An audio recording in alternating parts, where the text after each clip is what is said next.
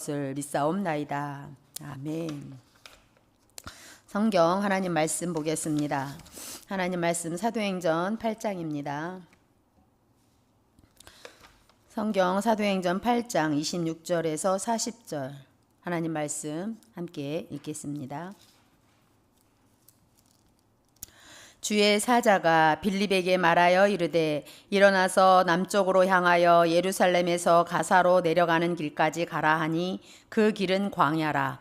일어나 가서 보니 에디오피아 사람 곧 에디오피아 여왕 간다게의 모든 국고를 맡은 관리인 네시가 예배하러 예루살렘에 왔다가 돌아가는데 수레를 타고 선지자 이사야의 글을 읽더라.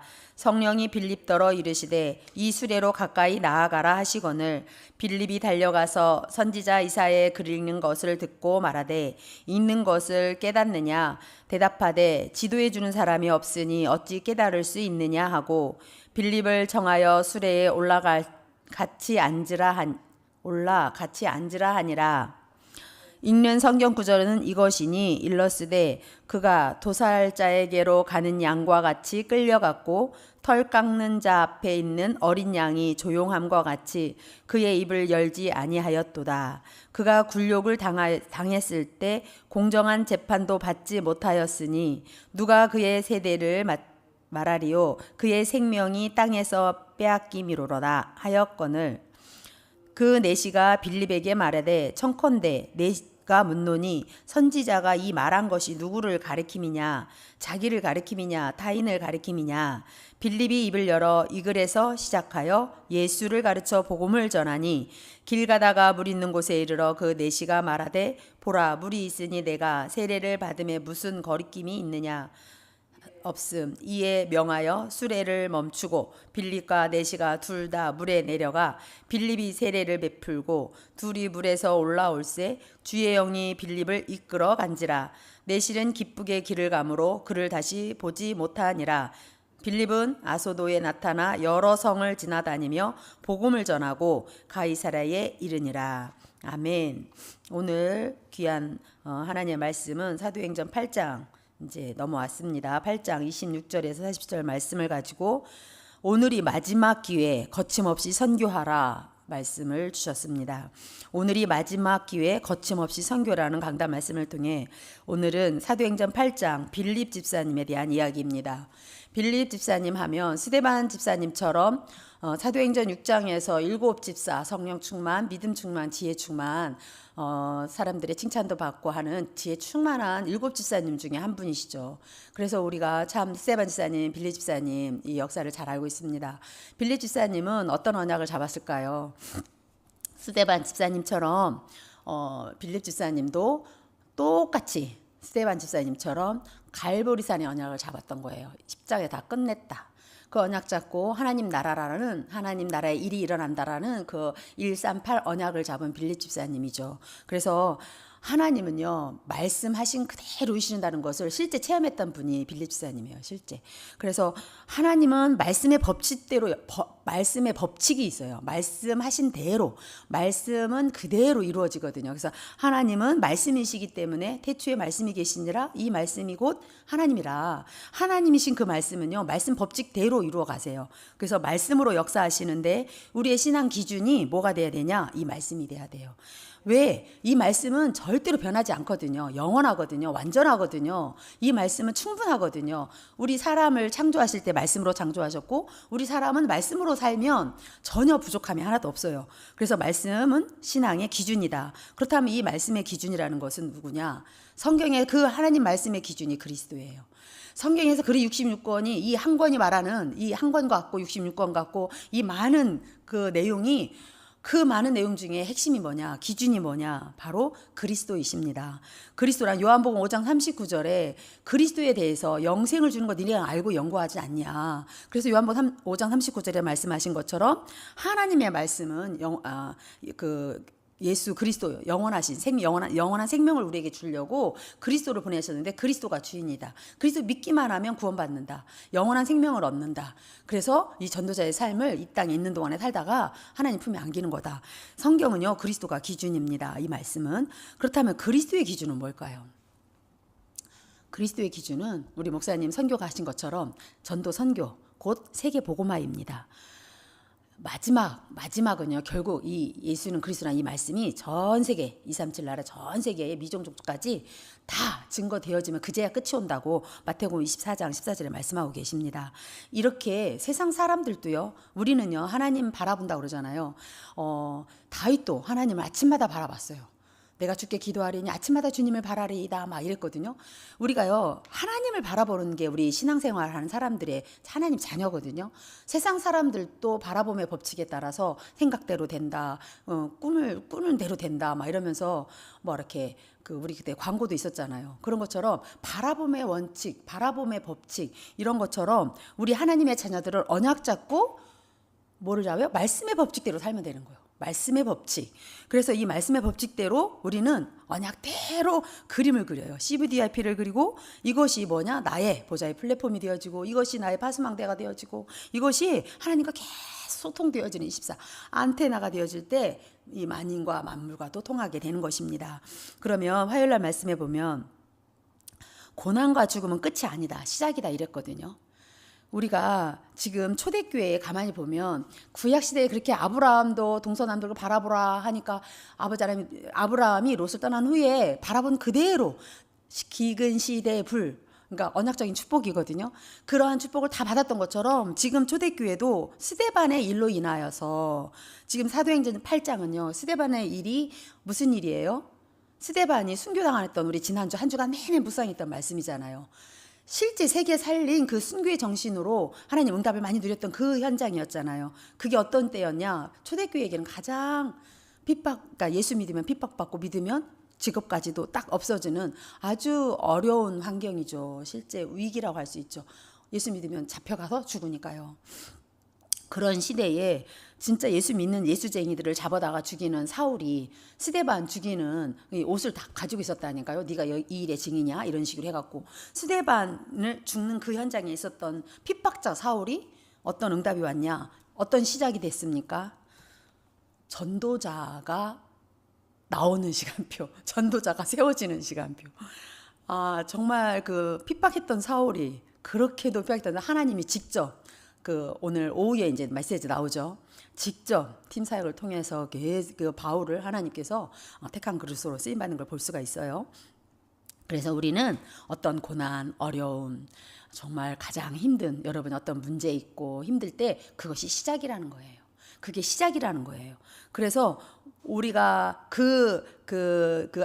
스데반의 그 순교가 그 초대교회의 그 핍박이 어려움이 어떤 시작이 되었냐? 1장에 138 언약 잡았던 그리스도 하나님 나라 성령 충만히 그 언약 잡았던 것이 2장에 실제 말씀 성취가 일어나고 실제로 제자들이 일어나고 많은 문들이 열려요. 5가지 문들이 확 열리잖아요. 경제의 문도 열리고 막 이래요. 각 나라 15개 나라 사람들이 막 돌아오고 막 이러니까 3장에 막 안진뱅이 근본적인 치유의 역사가 막 일어나잖아요. 그러면서 4장에 유일하신 예수 그리스도를 선포할 때 법정에서 베드로가 선포하니까 아버지 하나님 뭐 대제사장들 막 이런 서기관들이 막 저 여부였는데 막 이러면 놀라잖아요. 이러한 성령의 역사가 막 일어나요. 왜? 성령 충만 받으면 1장 8절에 오직 성령이 너희에게 임하시면 너희가 권능을 받고 예루살렘 온 유대 사마리아 이 언약을 잡았던 게 빌립이더라고요. 온 유대와 사마리아 성에 안 갔거든요. 그런데 빌립은 어떤 언약 잡았어요? 2장 17절에 보면 그 예언의 말씀, 자녀들은 예언할 것이요 청년들은 환상을 보고 그러니까 노인들 늙은이들은 꿈을 꾸리라. 이런 예언되고 또 이렇게 환상같이 보게 되고 막 이런 것들이 말씀 성취를 말하는 거예요. 이 빌립은요 반드시 말씀 법칙, 말씀이 그대로 된다라는 이 언약을 딱 잡고 138 언약 잡으니까 성령의 역사가 성령의 인도함 받아서 그 8장 앞절에 보면 사마리아 성에 들어가서 실제 복음을 전파해요. 그 성의 기쁨이 가득해지는 응답을 받죠. 사마리아 성에 복음 증거하더니만 이제는 광야로 가라는 거예요. 성령께서 아까 읽었죠. 26절 주의 사자가 26절에 빌립에게 말하여 이르되 일어나서 남쪽 그 광야를 가라는 거예요. 예루살렘에서 어디로 가라? 가사로 내려가는 길까지 가. 거기 가. 그러니까 일어나서 보니까 거기는 뭐예요? 광야예요. 먼지가 막 나고 그런 곳이에요. 근데 에디오피아에 국고를 맡은 하나의 이제 재무장관이라 할 수 있을 만큼 간다기에는 어떠한 그 여왕 이름 인명이 아니에요. 사람 이름이 아니라 그냥 칭호예요. 바로 같은 어떠한 여왕 왕들의 칭호죠. 거기 왕의 국고, 그러니까 재정을 맡은 장관급 되는 고위 관직인 거예요. 에디오피아 내시가 어떻게 알아요? 예루살렘 6월절에 예루살렘 성에 와서 예배드리러 왔다가 이제 돌아가는 길인 거라. 뭐한지 마차 알죠? 마차를 타고 막 가는 거예요. 그 길은 우리가 단순히 여기에서 파주 가는 정도가 아니라니까요. 몇 달을 가야 되는 거예요. 그 먼 길이에요. 가는 길에 뭐래요? 그때 당시엔 두루마리 성경이잖아요. 두루마리 성경을 딱 읽는데 어디 성경 읽어요? 구약 성경 이사야서를 막 읽고 있는 거야. 그 이스라엘 백성들의 그 뭐랄까 구약 성경 읽는 모습 나는 하늘 전 따지 이런 이미지가 떠오르더라고요. 이 사람들이 내시가 그렇게 읽었을 것 같아요. 막 이렇게 읽으면서 그가 찔림은 우리의 허물을 인하며 막 이렇게 읽었을 것 같아요. 그 소리를 내니까 빌립이 지금 성령에 이끌려서 지금 그 앞에 간 거예요. 가사로 내려가라 하는데 거기서 보니까 수레를 타고 이사야 글을 읽는 그 에디오피아 내시를 이제 본 거잖아요. 그랬더니 막 그렇게 읽는 거예요. 그랬더니 선지자 이사야 글을 읽는 걸 보고 그 읽는 것을 깨닫습니까? 하고 물어본 거예요. 이 길이 이것을 알고 이거 읽는 것을 알고 계십니까? 무슨 뜻인지 아시나요? 하고 전도자의 삶 딱 우리 알잖아요.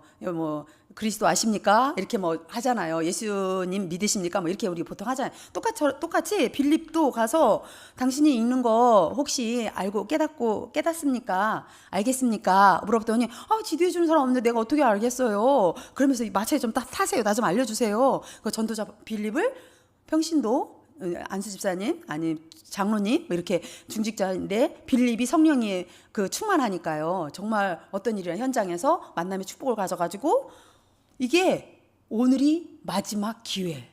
강단 말씀이에요. 오늘이 마지막 기회. 거침없이 선교하더라. 지금 에디오피아 사람은요. 한번 가면요. 언제 만날지 몰라요. 빌립은요. 이때 뭐 말해요? 성령에 이끌려서 성령이 감동 주는 대로 어떤 말을 해요? 지금 이 사람 막 읽으니까 이사야 그 53장에 있는 말씀 읽으니까 이 사람이 누구냐 도대체? 뭐 이러면서 물어보니까 빌립이 이때부터 입을 탁 열어가지고 복음을 말합니다. 원래 우리 하나님의 형상이다. 우리 사람은.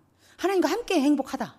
근데 누구한테 속았냐? 눈에 보이지 않는 사단한테 속아서 그 하나님 떠난 원죄 때문에 사단한테 속아가지고 계속 우리는 고통받을 수밖에 없는 12가지 문제 속에 사주팔자 운명 속에 쭉 고통받게 살 수밖에 없는 우리 인간인데 우리를 하나님이 하나님의 방법대로 구원자 대신 예수님을 보내주셔가지고 왕 선지자 제사장으로 오신 그분이 그리스도다. 그분이 십자가에 죽으시고 부활하셔서 우리 지금 넷이 이분 당신과 함께 하길 원한다. 함께 하신다.